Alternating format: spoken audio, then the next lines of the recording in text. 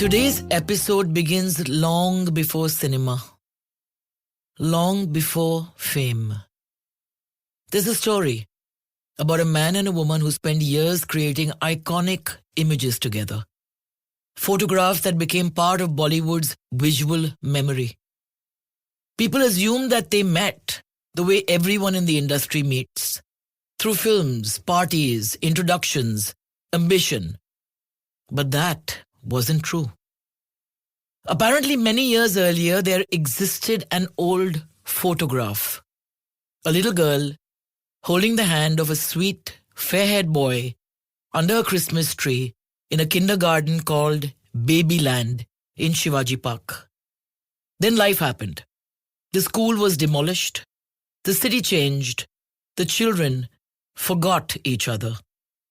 Years later, during a film shoot in Shimla, shut down by terrible weather, the woman found herself spending long, idle hours with a young photographer who was just beginning to find his voice behind the camera. Together, they began taking photographs around the hotel just to pass the time. The images turned out to be extraordinary and went on to grace many magazine covers. One evening, in the middle of a casual conversation, she mentioned how heartbroken she felt seeing her old school, Babyland, being reduced to rubble. Babyland, the photographer asked quietly. I studied there too. Silence. This was before mobile phones. So they went down to the hotel lobby and booked a trunk call to Bombay. And somewhere, inside an old baby book, a forgotten photograph was waiting to be discovered again. That girl was me. And that boy, whose hand she held under the Christmas tree, is my guest today.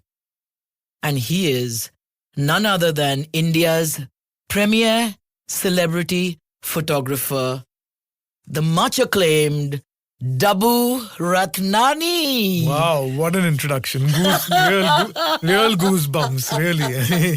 Amazing. Amazing. Welcome to the Pooja Bhatt Show, my dear friend. Thank you.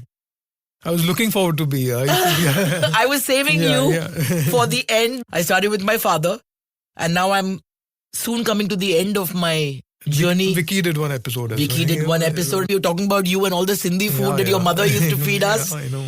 I used to starve before our shoots and then go and binge. While we used to wait for the contact sheets to come. And then take your eyepiece and look at the pictures and mark them in with that marker, I remember. Yeah, of course. I clearly remember every single evening we spent with those black and white contact sheets, the eyeglass, and the glass marker. I mean, I remember every single But what training, Dabu. I think that honed my eye and helped me become a filmmaker, because that eye for detailing and to be able to see in a glance from those 36 images, the two that were perfect. Yeah. I think both of us learned a lot from each other. For me, it was a big learning experience to shoot with you and, learn so much in terms of detailing, in terms of styling. With Anna, you, me, makeup, hair. I remember Manoj, Roshan, how each wig was made. I was very new. I just left Sumit and I had started on my own. So for me to shoot with you and to see the film set, travel with you all to Simla, to Ooty, it was a big learning experience. And I feel that a lot of detail was learned and that I incorporated in the future shoots, in my portfolio shoots with the other actors who I was working with. And when those pictures came out, there was no stopping. The calls kept coming. We want to shoot like Pooja. Saif till now says that you shoot me like how you shot Pooja Bhatt. Even till now. Saif said, darling, I remember one of my pictures appeared on the front page of Bombay Times. Something scandalous that happened in my life. And Saif messaged me and said, Bombay Times does not look better. And that was a picture that you shot of me in Chennai. Right. Wearing this black lace outfit holding a guitar in front of me. Wow, yeah. But I want to go back to the first time I met you. Me and Sumit were shooting at Nari Hira's bungalow in Mud Island. Right. And you just joined him as an assistant. Yeah. And I was doing my first swimsuit shoot. And you walked on quite shy and trying not to show it. And Sumit while shooting said, Dabu, just rip this t-shirt. And you were like, what? And he was like, rip the t-shirt. And you hesitated. He just took it and he ripped it. And I'll never forget your reaction, Dabu. Yeah. You were like, oh man. So yeah, I was very shy. I think from school days I was shy, in fact, to talk to girls. For me to come into this industry and then work with Sumit of all the people who loved that shock value. Absolutely. And so when we were actually shooting those pictures also, I was not looking at you directly. I thought, eyeline should be clean. You shouldn't look like I'm staring at her, So, look at her. Go, cut that t-shirt. Like I said, no. My hands were shaking. It was my first month, but those 4 years I trained with him, I learned so much. So you were meant to do 3 years with him, but then you did an additional year. Yeah, correct. And he taught you all the tricks that he'd learned in university and some more. Right. I finished my 12th grade exams, and during my 12th, I actually went and met him. I had spoken to him that I'll join you, and he had agreed to keep me for 3 years. And he explained the way it works without making it look very glamorous. He's saying that it's a lot of hard work. Days start at 4, 5 in the morning, goes on till middle of the night sometimes. So you have to be prepared for that. And I will not treat you like Vicky's brother. I'm going to treat you like any of the assistants who come to work with me. So I say, yes, that's what I want. And when I started working with him, I realized how much work goes into a photo shoot. People just see a picture and says, wow, what do you have to do? You have to look through a camera and click. But what actually goes into the production and the making of a shoot is something else. I committed 3 years to him. I stayed back an extra year because I was enjoying the process so much and I learned so much. And other than photography, he taught me stock market, he taught me horse racing, and in his words, I went as a boy and came back as a man. So it was amazing. I think the whole experience. But do you remember that day in Shimla? I remember it so vividly when we were talking. Yeah. And then suddenly that Babyland bulb went off. And we rushed downstairs and I called my mother, I remember. And then we connected that your dad had a store there. Yeah. And it was the most surreal story. And my father actually stole our story and put it into his film Dastak. Yes. So Mukul Dev's character was named Dabbu. And that is the story that they use for Sushmita and him. Yeah. So see, my father continues to steal from life. And in this case, our life. Amazing. And then of course, Shimla, we did some amazing pictures. And then we went off to Ooty. Correct. Where every time we saw good light, we just rushed into it. We used to look forward to every single look to be photographed, and we used to release it in time before the film released or during the film release, and so that the look was also coming out in the magazines along with the film publicity. Yeah, but Dabbu, it'll be fair to say, I had more fun shooting photographs with you than shooting most of the films I was doing at that time. I agree. Yeah. Because, there we could really express ourselves creatively. Experiment with hair, makeup, looks, light. And I remember my focus would be, Dabbu, are the shoes showing? The shoes that I put as a prop there in that corner, is that dabba showing? You're like, don't worry, it's all showing. And with you, I knew when the shutter was going faster, I knew, okay, he's got it. Got it, yeah. But you were that kind of photographer. You were not somebody who was measured and would take 6 hours circling around the subject. No. It happened, or you'd say it's not happening. Many people used to say that you don't speak much during a shoot, but you knew when I'm clicking fast means it's happening. Yeah. I've kept quiet. Yeah. And the shutter's doing the speaking. Exactly. So I remember shooting below your building, with the boot polish shot and the right outside the of Diwala, next to the post box. And in fact, recently there was this whole fracas about how they're not wanting influencers to go into Ranvar village because they are creating a disturbance. And I said, back in the day, me and Dabbu Ratnani have shot in all these gullies. All of them. And remember once you took me onto the highway in a gown. And I jumped out of your car and then I was hitching a ride from these lorries and they were not sure whether they should be stopping or not. So we've done some crazy things. Crazy stuff. But the excitement to achieve that was what kept us both going. How has it changed today, tell me? With success. Right. And you've achieved dizzying success. Like JP Datta told Nigam, heavy is the head that wears the crown. And you're wearing that crown of being India's premier photographer. For me, I'm still as excited as those days. I still go to a shoot, even today, like as if it's my first day at work, and I still have that fire to create something new and different. Like even when I'm driving to this place, I'm looking at locations that I keep thinking of, okay, this place is nice light. So I'm still as buzzed as those days, but obviously logistics don't allow us to take actors to different locations nowadays. Yeah. And it's changed a lot also because entourage, a lot of planning happens in the shoot. It's not like how we used to do where... Your car was my makeup van. Yeah. And we used to shoot like 13, 16 pictures Outfits in a one day. Yeah. And, you used And to I remember change in by the outdoor 13th car. one, I used to be in a bad mood. That used to end up being the best mind-blowing picture, like shot. me in the Yeah. taxi Yeah. with that tattoo on my arm. Yeah. I was in a foul mood by It that was very time. hot also, and I created like a shade in the middle of bandstand, and I just knew the shot was looking amazing. And then you were zapped to see it in the I final was zapped. picture. Yeah. And you just went and asked that taxi driver, "Hey, bhaiya, baith sakte hain?" And he said, "Yeah." So That's that how I was do production. it. Yeah. And in fact, one of my favorite pictures also is me sitting in this white, beaten up convertible, which was junked out behind your building. Right, the top In angle car- shot. yeah. So many amazing photos we've done together, but this guerrilla style of working, you are the one who actually brought in that wave. Yes, Sumit used to shoot outdoors and stuff like that, but otherwise the rest of the photographers in Bollywood, Right. it was all studio Yeah, based, yeah. the backgrounds, all curated. You broke the mold. Yeah, so it changed a lot at that point. I got amazing feedback and also a lot of people who were saying that you can't sustain in this industry because how long will you take these actors outdoor? How long will you go to their homes? How long will you manage to do this kind of style? You have to move to the studio. It didn't bother me because I used to just do what I enjoyed doing. Yeah. And even now I love shooting with natural light. I love shooting on location. I feel it adds more value to a frame rather than just shooting in a plain studio. Setting up a light and doing it in the studio, everybody does that. And if a particular concept demands that, great, it works well. If the styling is in a particular way and you need a studio shot, great. But I feel overall, shooting on location always adds more vibe. You can do more Yeah. creative stuff with an outdoor shoot.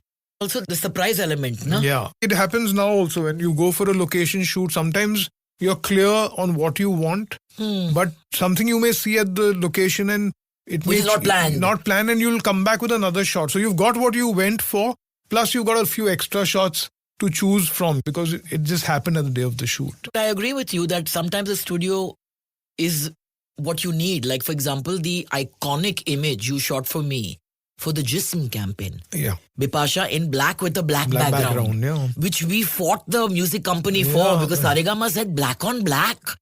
No one's going to be able to see this from a distance. And we were like, look at that length of gorgeous tan leg. And that shoulder, how can you not see it? And she was wearing a gown. Yeah. Yet so sensual. Right. And that 40 by 40 hoarding on Andheri. I remember, Dabbu, I drove over that bridge and I literally saw people hanging out from the train looking up at that hoarding. Yeah. Even PAP. Yeah. The PAP campaign was iconic, Loud. which Marching Ants designed for yeah, us. But how will you sustain is what people asked you. You've witnessed countless creative professionals enter the industry with great fanfare, only to quickly fizzle out. Beyond technical mastery, what is the psychological anchor that is required to sustain in this high-level creative career for decades? Now it's been, over 30 years for 30 you? years now. So what is the key to your sustenance? I'm still as buzzed as my first day. I still want to create something new. So today, while I'm even driving to a shoot and I've shot with Hrithik or Mr. Bachchan or whoever I'm going to shoot at the particular day 1,000 times or maybe more, what am I going to do new today? My thought process is that, okay, I've shot with him, I've done this. I want to do one thing new that I've not done before. Right. Maybe a new light, maybe a new reflector, maybe a new angle, maybe a different lens. But I want to do something different. And when I go for the shoot, my assistant set up, like if I'm going to use 2 lights, we have set up 8 lights. In case I feel like using something or if something works at that point, I don't want the actor or the person to waste time. Right. I want to be ready much before my shot happens.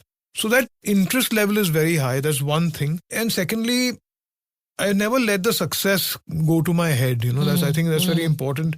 I feel that many photographers or many people in the industry, in any profession for that matter, when the minute the success hits you and you take it, say, I'm the best, I'm the top, I'm going to do this, I'm going to do that, and it's going to work, then that attitude comes in and that insecurity goes away. I feel you start losing the edge. I feel that being insecure is a good thing for me. Even now, suppose I was in China last week and that particular day I lost a shoot because I was there. I felt bad. I still, how can I change my plans? I was thinking of those things. Obviously, I couldn't do it. But it still bothers me. Yeah. So I feel that being that insecure, being that, Staying hungry. yeah, staying hungry for that work, I feel that also keeps me really motivated to create something new. Like today, when I shoot in Hyderabad, Chennai, I am shooting with actors all over the country, or models, or influencers.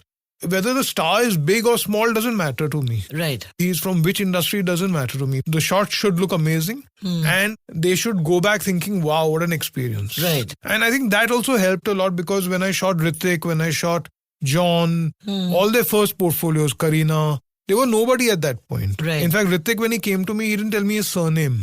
Oh. Yeah. So when he came to, he said Hrithik, and he was junior to me in school and I did his portfolio. And then Rakesh Roshan called me and said, amazing pictures. I said, which pictures, sir? He said, Hrithik's. So I said, oh, you saw them? He said, he's my son. You didn't know. He didn't tell me. He didn't tell me. So the thing is that because I gave it my 100%, even for a newcomer at that point, till date we are shooting together. It's been over 25 years, you know, and he still wants to work with me because I treated him with respect on day one when he was a nobody else. I don't want to name the photographers, but one portfolio boy who I shot, he had done a previous portfolio with another photographer, and that photographer was directing him with his feet. Like he was sitting on the ground and shooting, and with his foot he's telling him chin up, chin down, niche dekh, like, you know, with his leg in a, in a very insulting way, you know. So he's saying that it felt so bad that because I'm a newcomer, he's treating me like that. What's the point? Correct. What's the point? What's showing that attitude? No, because it's such an intimate process. Yeah. It's no different from when you're being directed by a certain filmmaker. That's why somebody can draw a performance out of you and somebody can't. Can't, exactly. And it's how they look at you. And that gaze has to be one of reverence and respect. And you've always had that, but you've been very easy with people. Yeah. You don't get phased by tantrums. No. By the ego. I don't get those tantrums and ego for the same reason, you know, because today it often comes to me that new people, when they meet me, they ask me, how do you handle the tantrums of actors? I said, they don't give me tantrums. Right. I don't give tantrums. I don't get tantrums. Correct. And secondly, I don't try to become everybody's best friend. I'm friends with them, of course. If I have to party with them, I party with them. But I don't try to plug myself in their lives. Yeah. So I'll tell you one incident. We were shooting for an ad campaign and one of the agency people tried to get extra friendly with the actor who I was shooting with. So till a point he managed it. Then he just stay away. You know, I mean, so he's not going to become your best friend. Don't compare my Rappo and your Rappo. Yeah, you just met him today. Exactly. So you all go back years. years. And now the guy, when he goes home, he'll go and tell his family that this actor has an attitude problem. That is true. Because he was not friendly to this guy. But your actor cannot be friendly and that level with every single person he meets on the set. Yeah. That's why I say they don't give you tantrums. And you respect that boundary also. You know, if they're in their van and they need the time out, you don't have to go and sit in his van and try and be a best friend. But we are now in an era which is completely dominated by short form video content. Right. And this paparazzi culture, which was unheard of when we were at our prime, or I was in my prime, you're still at your prime. So what unique psychological space do you believe a single static photograph still holds in the human memory? Do you think that this era of scrolling, 2,000 images that you're saturated with, will a single image hold against all of that noise? Is there still power and strength in that? So the last 1-2 years, I feel people were doing more video, all this gimmick stuff. But I feel now people are moving back to photos. Right. And I feel that today a great picture, even when you keep scrolling and you see a great shot, you will always stop to see that picture. Or if it's a carousel, you will go through those pictures. See, now actors shoot every day, even the look of the day. Right. You know what outfit that they're wearing for a party, even that is a photo shoot. So your picture that you post has to be something different. It can't be just the basic clean background picture. There has to be some element in that picture which makes them stop scrolling and want to see, okay, how was the shot, or how was the lighting, or what is this background, or what is the outfit. There has to be something new for them to love about that picture. I think photos will never go out. Even with AI and everything coming in, you cannot create the experience of a shoot. Correct. Today, if you're a model or an actor and you get a picture generated from AI, anybody can do that. But that experience Of actually being there, living the moment, that interaction, action, the correct. spark that happens. And that new expression that you may bring out, that new pose that may come out, AI will only pick up what you feed it, basically. Right. So that's why I keep photography workshops. Recently, people ask me, what about AI? I said, you have to make the photo shoot a great experience, something that they remember. Like even 2-3 weeks back when I was shooting portfolios also, when the guy goes back, he says, wow, Yeah. I felt amazing shooting. Yeah. You have to make them feel amazing when you're shooting them. So when you feel good, you're looking good, you go back happy. Also, when I'm shooting a newcomer, even now, I will meet them once or twice before the shoot, brief them, tell them how to go about it. How should they project themselves? How should they pose? How they should come prepared for the photo shoot? For them, it's the whole experience. It becomes like a mini test shoot of a movie. For them, they are working on a character. So you have to Right. make that experience really amazing for the person who's being photographed. And also, a lot of them must be having these preconceived notions about how they want to project themselves. Right. And you very often have to gently take them away from that and say, hey, this is not you. So they see themselves again through your eyes. Right. Most times it's taken well. Sometimes people are very rigid also. So Okay. you have to work around it. Sometimes they feel, no, I want it my way only. I want to be this character only. I want to do this only. Right. But I tell them, okay, do this and do it this way as well.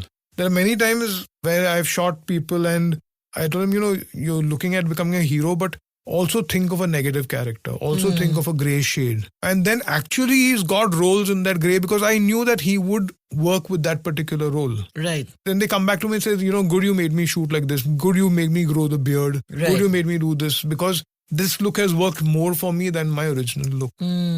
So a photographer is actually in many ways like a director. He has to see how this character can look in front of his camera, and how a director would tell the actor what he would expect from a particular performance. Same thing as a photographer.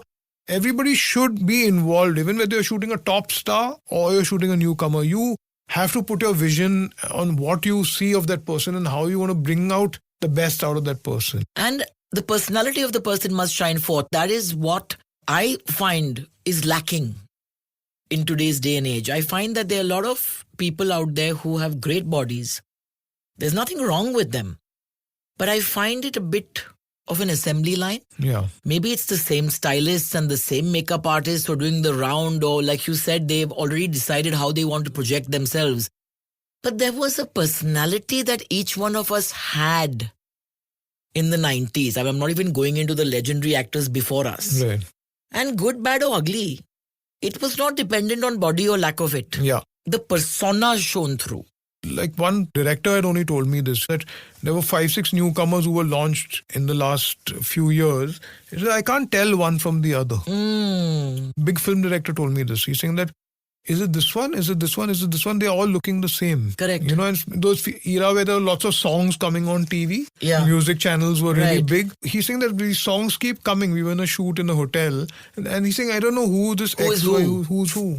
They're so similar in terms of styling, in terms of hair, in terms of hair color. How does one decide who is who and what kind of character would they work for? Correct. Even the shooting of it has become very standardized. But I want to take you back to the iconic image, which I know you've spoken about a million times, but I want to take you back to that boat in Mauritius, Atish. That image of Sanju Yeah. with the sea water and salt in his hair Yeah. and the cross hanging from his ear. Yeah. That really changed the game, Yeah, Dabu. absolutely. And he had to coax you to take your camera onto the boat. yeah. I can imagine you wanting to save your camera from Yeah, any kind of catastrophe. Just before the schedule, March 1993, I remember this was, and I bought a new camera and I took it for the artist schedule. Which was your first foreign shoot. Yeah, first time I traveled abroad. First foreign trip. Yeah, my passport came in the afternoon and same night I've taken off. Wow. So we reached Mauritius and then Sanju was someone who was an icon for me. From the childhood days, I used to have a scrapbook of Sanjay Dutt and all. Like I was a big fan of Sanjay Dutt. And to shoot this first film of mine with Sanju was like a dream come true. And then first few days he wasn't there. Then he came in for the schedule and we actually got along really well and even treats me like a younger brother. We started shooting and then he told me that we are going to go for this fishing trip. Or it was Independence Day in Mauritius and it was a holiday, no shoot. So he said early morning we are going to go for deep sea fishing where we're going to take your camera and we'll get some amazing pictures. And we were partying the previous night till 2, 3 in the morning. I said, no chance. Now these guys are going to wake up in the morning at 6 o'clock and come. 5:50, Sanju was downstairs. And he says, come on, everyone, let's go. And I purposely left my camera bag. Like I had forgotten it. And I went downstairs and the car started moving. And he said, where's your camera bag?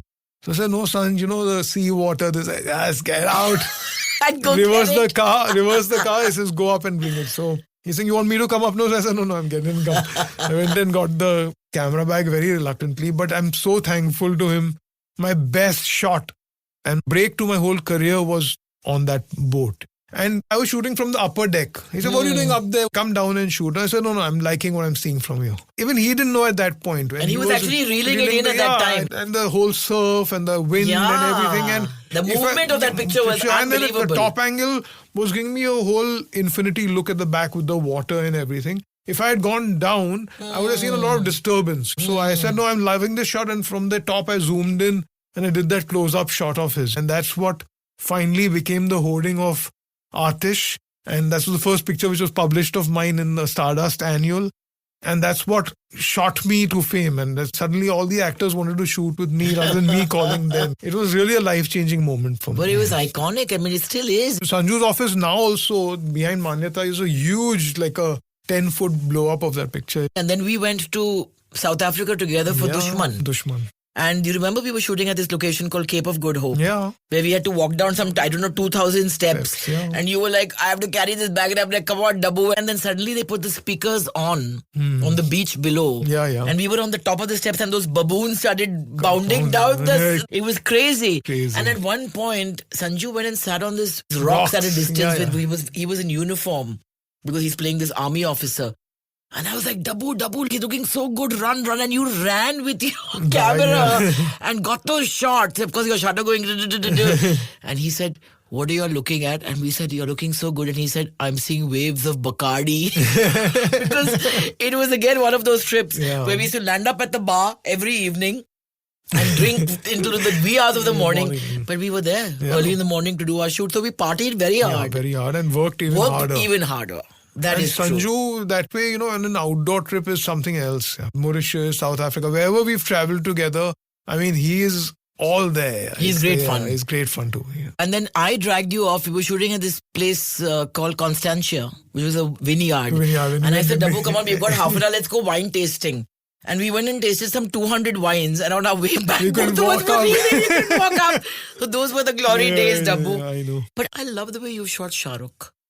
You've really made Shah Rukh look very sexy. Yeah.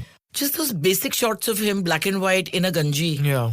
There's something that he sheds with you. Again, with Shah Rukh, I've known him before he did his first film. And when he came from Delhi with Gupta, with Atul and all of us, we hung out together, and the first time I remember, I went and shot with him at Film City, and he was already shooting for his movies and stuff. And I took my white gypsy and I made him pose on the bonnet of the car. So he said, "Acha, this white gypsy is for reflecting." I said, yeah.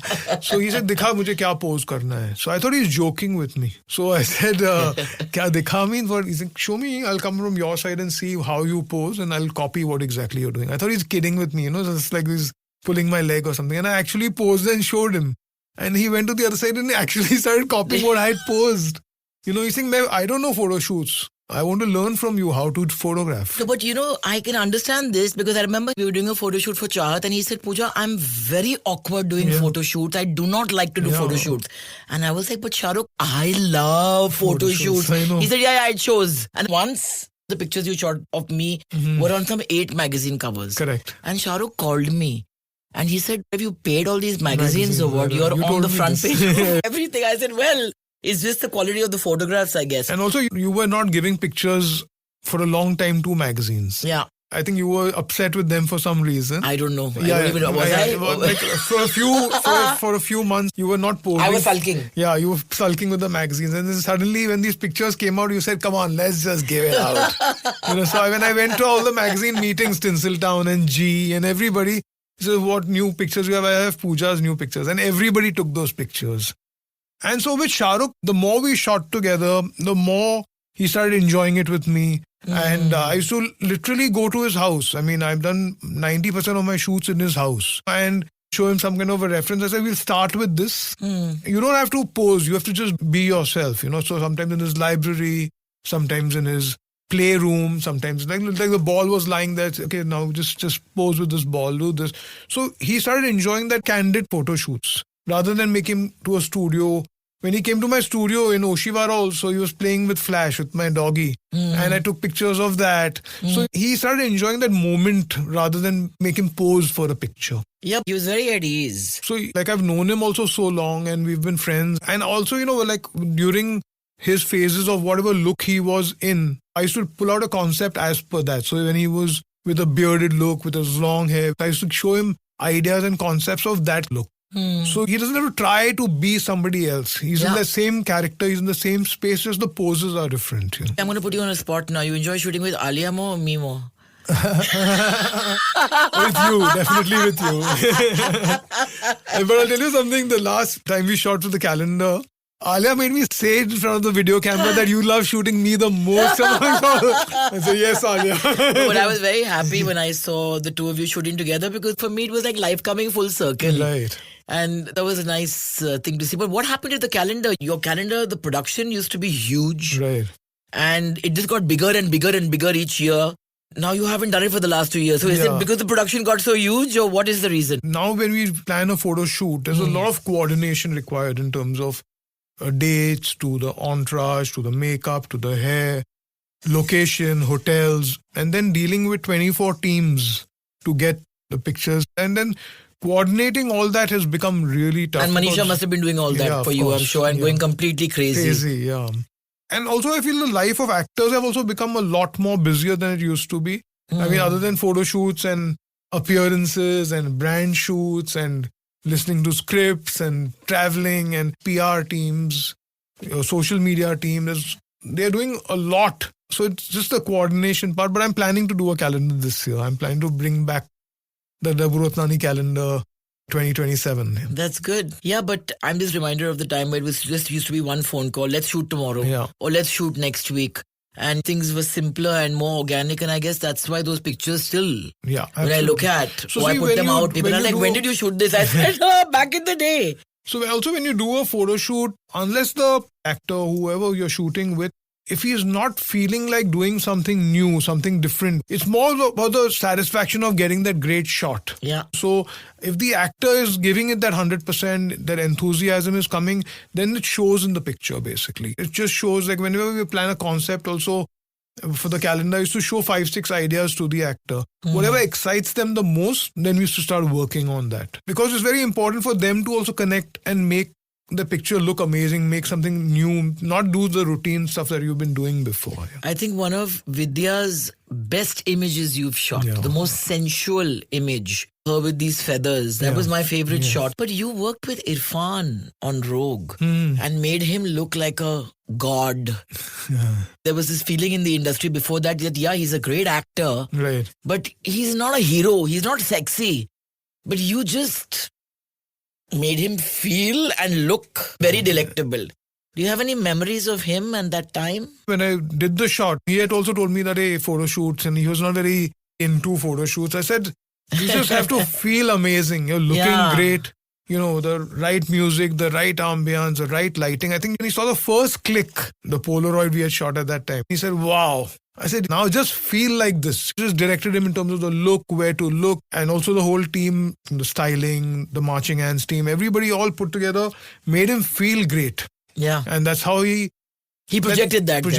That energy is very important. Even today, wherever I'm shooting, I make them feel amazing. If they feel amazing, they look amazing. Right. You know, so it's not about just a pose. It's about taking it to the next level after that, you know. Basically. That's so true. Yeah. Today, everybody is a photographer in their head. Absolutely. With that phone in their hand. Yeah. So people who want to sustain like you for 30 odd years, I think the first lesson you'd give them would be just be kind and be generous. Yes. Whether I'm shooting a newcomer or I'm shooting Mr. Bachchan, for me it's the same, because when a Dabur Ratnani picture goes out from the studio, it has to have that signature. It has to have that special quality. Only then I will put my name on that picture. For me, that's name is more important than money, than who is in the picture, the star, whoever. After 30 years also, no one can point a finger at me that you treated me badly at a shoot or you made me feel small. For me, that relation and that blessings that I've got over these 30 years is more important. What you do is what a camera does. It's like you hire a film camera.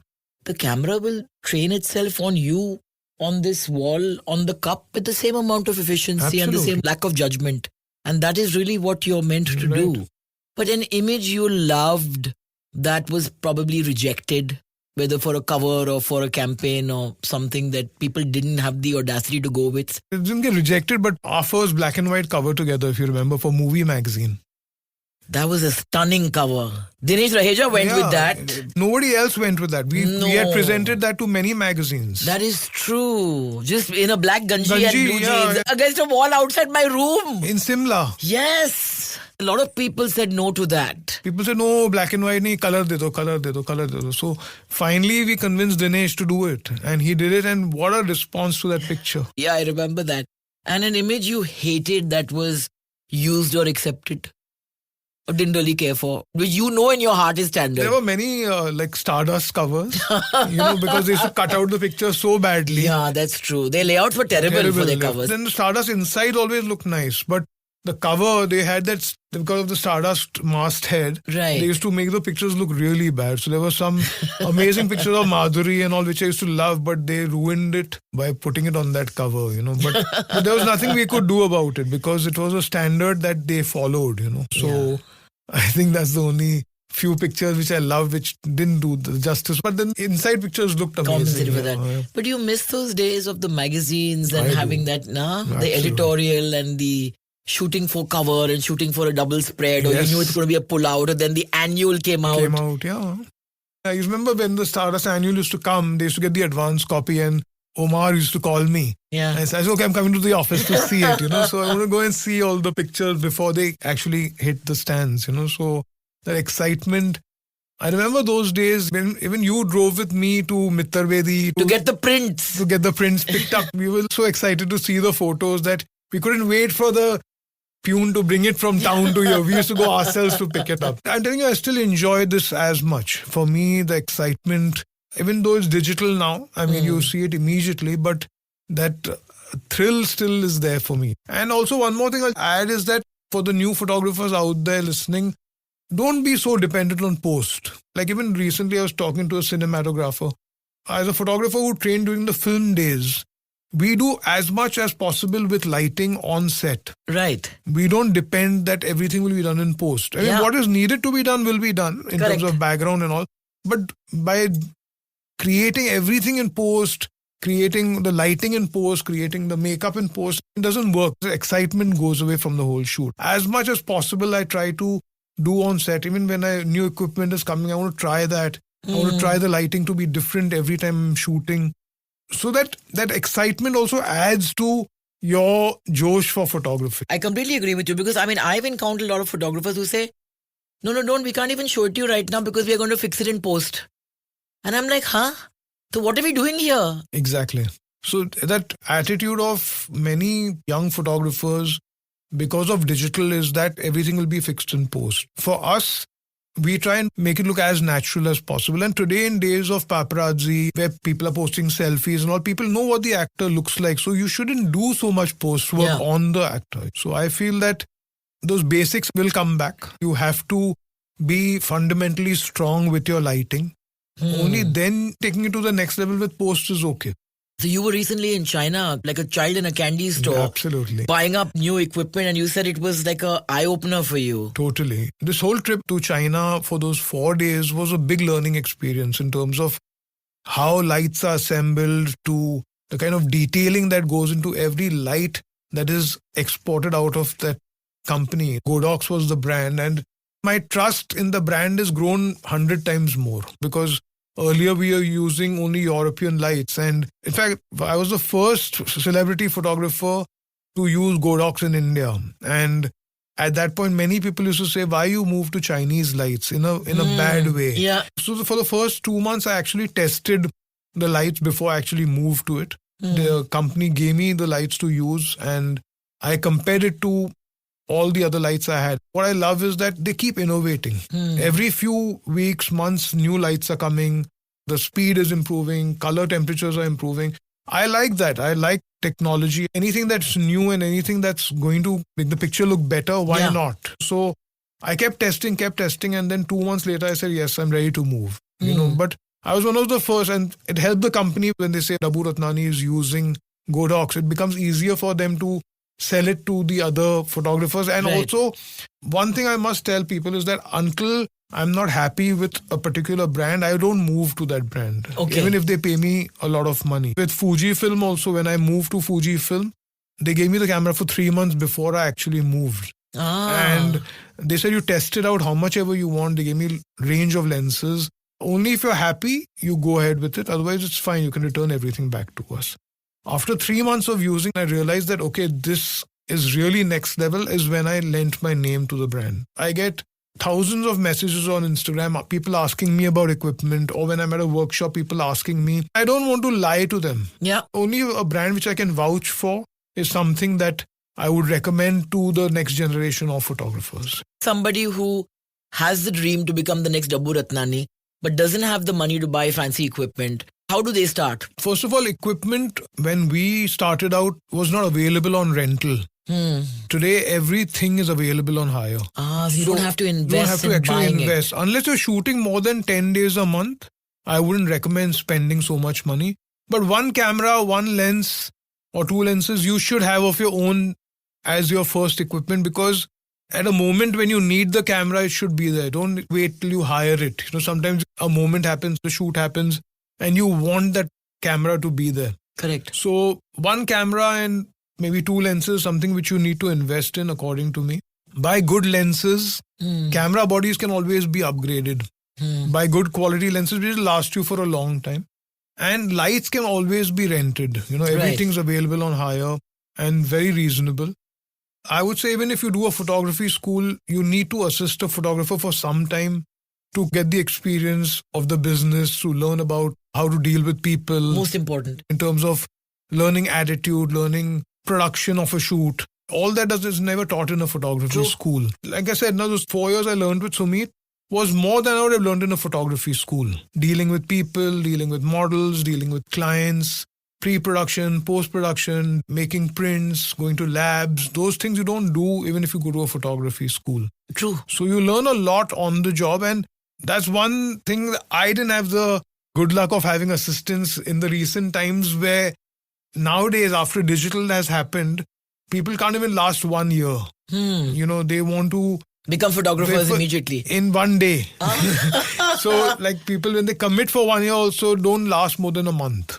But you know, this is a common refrain, Dabbu.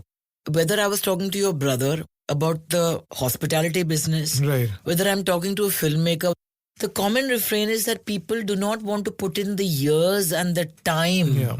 to be able to garner experience. They feel that they barely learn to crawl and they can fly. Yeah. But you put in the time, you put in the effort. And something you said was very important when you gave the reference of that advertising person, is that this thin line. And only experience can teach you when not to cross that line. I'll tell you one more thing. There was a guy who came to assist me who I didn't feel the vibe with, but still I gave him a chance. I said, we'll try for a few days. I'm not feeling it, but we'll see. He came from outstation. He worked with me, and the first day itself, he started getting in space of the actor, trying to take selfies, this, that. Next day I said, I don't need you to come anymore. He left back to his city. On his website wrote assistant of Dabur Ratnani. Working for 1 One day. day. Oh my God. People just want to misuse your name, you know. So Yeah. for me to vouch for a person, at least if he stayed with me for a year or two, Yeah. and people who have stayed with me in the past on a longer term, when there's a clash of a shoot, I still call my ex-assistants and give it to them. So you recommend somebody. I recommend someone only if I can trust you, if I've seen your work, if you've been with me long enough. Yeah. You know, I can't give you work because you worked with me for 1 month or 1 week. Yeah. No, absolutely. But that happens a lot, because I've had people who told me that, you know, we went to meet somebody for a film and there was somebody there saying that I assisted Pooja Bhatt on this and this movie. They were like, but we were on the movie, we never saw you. Exactly. Yeah, so that happens a lot. I wanted to ask you, do you miss your mom? I do, of course. Every day. A lot. And she was the first person who actually believed in me. Yeah. I remember after my 12th, I told I want to do photography. At that point, my friends thought I'm crazy. After my 12th exams to go get into correspondence and start assisting a photographer, my friends thought I was insane, and like, how can you leave your BCom? How can you do this? How can you do that? Then 3 years later, they were just coming out of the BCom and I was launched as a photographer. Right. Then they said, oh man, you did the right thing.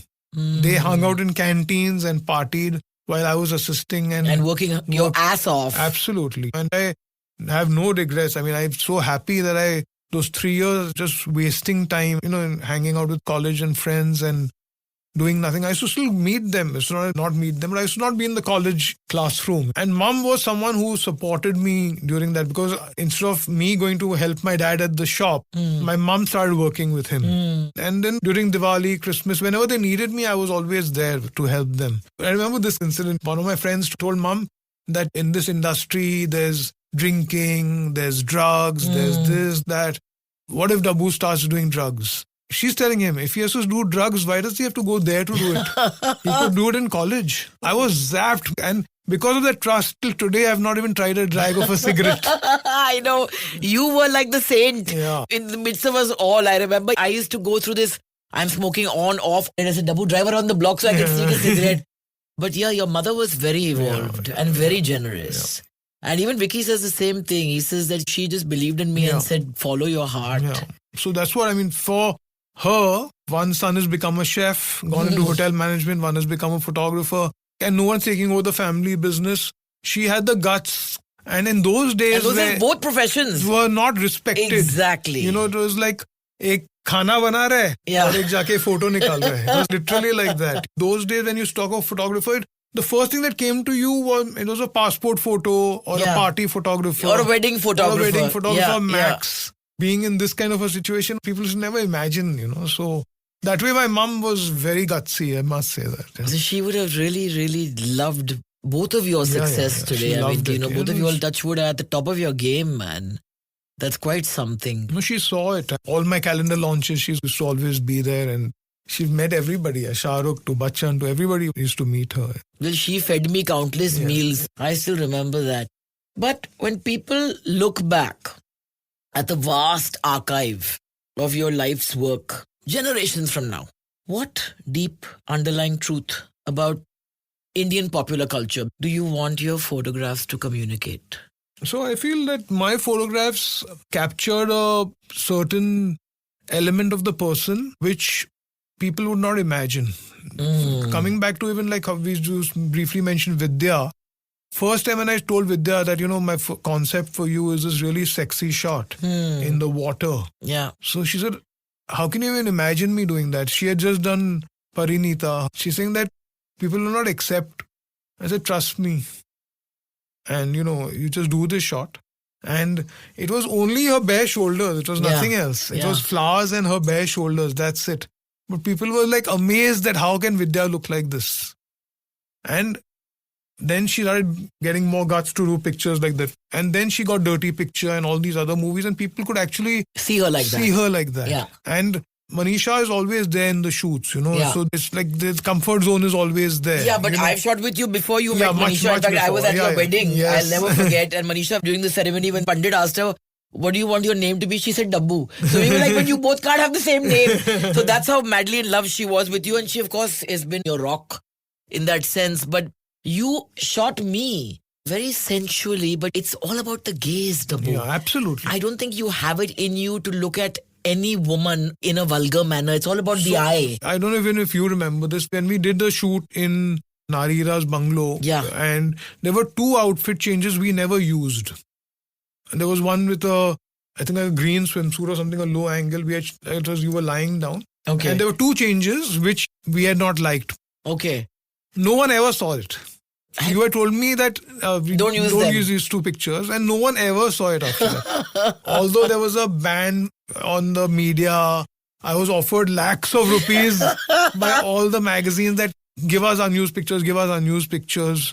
For me, the relation and the rapport and the trust was most important. Oh no, absolutely. There were other photographers who were there before me and who used to sell pictures to media. Yeah. And then they say, "मेरे को नहीं मालूम कैसे चला गया." Ah, that's true. And besides media, also those days, posters were a big thing, yeah, and the yeah. postcards. Yeah. But which are those two images now? I'm really curious to know. Do you still have I'll them try and somewhere? find the contact sheets. I need to come to your studio and go through all the archives. Yes. I've got a lot of stuff though, which I can sometimes zap you with. And you're like, how do you have this? It's like, it amazes me like how you have, because we didn't have a scanner in those days also. Yeah, we didn't have a scanner, but I must say, thank God we went digital, because what I achieved during holiday with the holiday diaries, where we printed a new image from the set in the midday every day, yes, was yes, only yes. possible Yeah, thanks to yeah, you being yeah. there with your new digital setup. Yeah, I love digital for the fact that, we can store these pictures forever. Those negatives have all got spoiled in Yeah. the past. Yeah. Now, from 2004, when we moved digital, I have all my work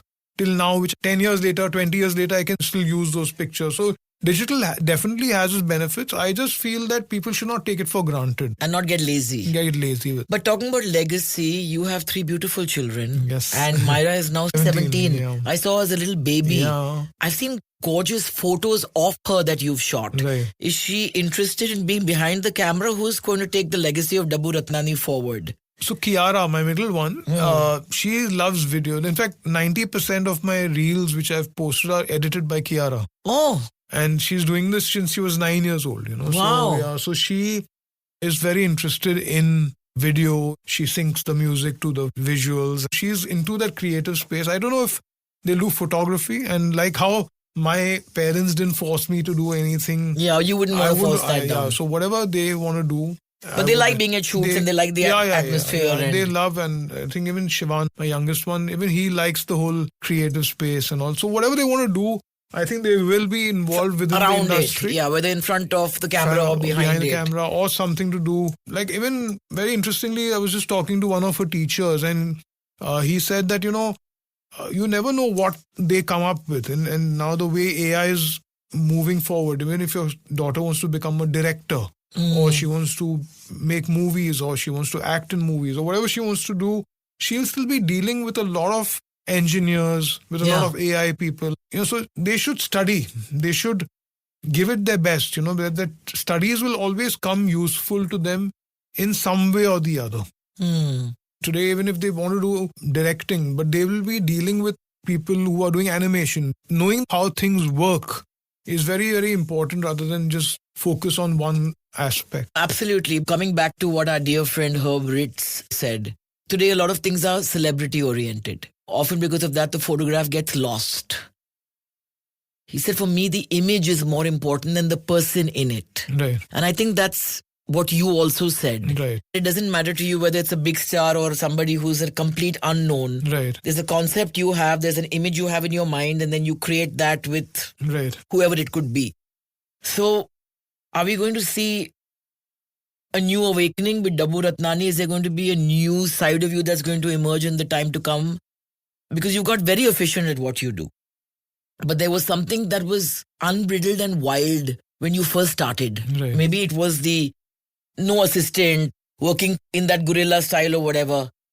Are we going to see that Dabu Ratnani back again, or it really depends on the stars who are now become too comfortable in their little cocoons who don't want to step out? I don't have a proper assistant even now. Oh, you don't? No, I still do everything myself. I don't know if it's a good thing or what. I don't trust anybody even with selection of a picture. Even if I've had assistants all these years and I've tried the process of them shortlisting, then finally I go and do the shortlist. I can still hear your, oh man, Yeah. oh man. When you're looking at this, so now I'm looking at a screen and choosing. Right. But I'm still awake in the night doing the selection, doing my processing. I don't know whether it's a Capricorn thing or what it is. It's just that perfectionist. I can't trust anyone to do it for me unless it's Manisha who has that same vision. Manisha and me have the same birthday. Yeah. So today, one of the assistants who I made shortlist, so what she used to do is first delete all the bad ones. I don't do that. I look for the best shots. Right, So right. everyone has their own way of doing things. And I still enjoy the whole process. I still enjoy doing my own processing, doing my own selection. And when I reselect from that maybe few months later or few years later, I choose different pictures. Right, because it look, Your it mind speaks to you differently. it speaks to me differently. But it all comes down to the eye, na Dabu. What I understand from you is that you're constantly learning. The learning process never ends. Never ends. Back in the day, you couldn't even get a Vogue magazine. Now everything's available at the click of a button. Right. But still, I find that there's some people who have a discerning eye and some people who don't, and it's very obvious. How do you hone your eye? I get inspiration from everything and anything. Sometimes even lyrics of a song would trigger off something. For instance, Shah Rukh's picture, I was literally getting my tire change done at the tire shop, and there was a guy who was chucking these used tires into a tempo. I said, wow, man, what a backdrop. So you thought you should shoot Shah Rukh like that? And he was with a beard and that whole look, that film he had, Rais. Right. And he said, I want to do something grungy. I said, don't worry. And I contacted the tire shop and got those 200 tires to Mehboob Studio, created that whole set over there with those ripped tires and everything, and did that shot. So I'm saying, you have to think and look around you. Then I was talking to Varun on the phone one day, Varun Dhawan. I was just driving. We were talking of a concept which we were doing for my calendar. He's hanging out from a bus or a car or something. I said, there was a rickshaw in front of me. I said, what if we use a rickshaw? He's saying, mind-blowing, Bombaya style. Let's do it. I was driving to the studio one day and I saw this person who was sitting on top of a Fiat taxi and tying, you know how we tie the stuff, load the car, load the Fiat taxi. I made Ritik sit on top of a Fiat taxi in a formal tuxedo. Yeah. So ideas come like that. And my shooting time is maybe 10 minutes. You've been there. Actual clicking time is 5 minutes, 6 minutes, maximum 10 minutes. People get zapped. Yeah. How you finish it so fast? Yeah. Because my prep and my pre-work is so organized. We may be there 2 hours before the shoot and we'll get everything ready. But the actor's time will be 8-10 minutes till the perfect light comes and we get it. Saif once called me. He was shooting at Mehboob Studio. And he was shooting with another photographer who was complicating things like setting up lights, trying to prove that I'm working very hard. Yeah. And he says that next campaign you have to shoot, and he booked my date for the next brand shoot. So he says, I'm going to tell them to call you. I can't handle this, unnecessary, trying to show that I've got 100 lights. Finally, the picture speaks. Correct. And the actor will remember if you sent him back 3 hours early rather than made him wait for 3 hours extra. He'll get those 3 hours with his family. He'll remember you saying that, okay, Dabu was an 8-hour shoot, but he wrapped up in 5 and he sent me home. With you, it's play. And that's what it should be. Yeah. So I think to simplify for people, you hone your eye by keeping your heart open and being open to life. And you have to keep pushing yourself. You have to stay excited, basically. So I'm looking forward to this new calendar now. Yes, after a 100%. 2-year hiatus, and I'm hoping that you just break all the rules again. Like I said, there's a lot of things I keep thinking of and still want to do. I feel there's a lot more to achieve. I've never reached that saturation point. Like even going to this China trip has re-excited me to do something new, something different. And this time, I'm not going to worry about getting the big stars for the calendar. I'm going to work on whoever wants to be a part of the calendar and would give it their 200%. And people with personality and persona. Yeah. So you have to shoot me. Yes. Done. I think it's about time. Yes, I will must. be 55 in February. Wow. And I'm now deadlifting 110 kilos. Wow. So I have an idea. I'll discuss it with you and then let's zap the world again, Dabu. Let's do it. So thank you so Thank much, you. my dear friend, for doing this. What a connection we have. From Babyland till now. From Babyland till now. Written in the stars. Absolutely. The Pooja Bhatt Show is produced by Mammoth Media Asia and Epilogue Entertainment and distributed by iHeart Podcasts. The executive producer is Jonathan Strickland.